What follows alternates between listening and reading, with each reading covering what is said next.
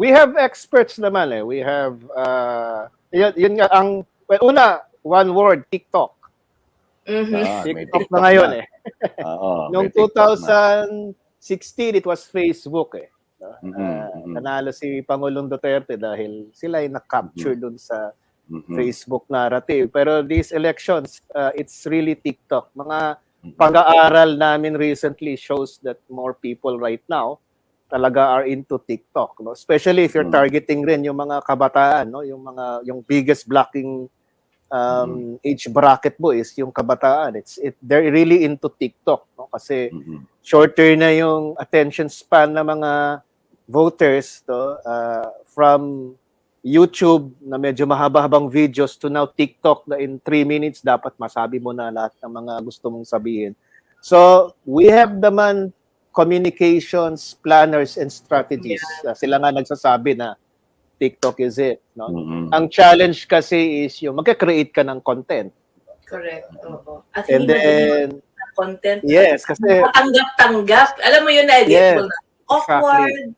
Mga ganyan eh. Pero ang una kong tanong dyan, kung may TikTok account ka na ba? Oo. Yeah.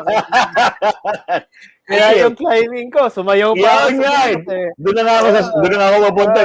May climbing ka na. May mga. So we will be seeing more of that, no? More of characters, personalities, yung mga personal din yung ginagawa. No? Kasi para to reach out to the people, kailangan ipakita nyo kung sino kayo. Hindi lang bilang politiko, bilang tao, no? Bilang mamamayan, bilang Pilipino, yan, bilang tatay, nanay, parang gano'n. No? So medyo mas ibababa natin, no? sa lupa ng mga katawan.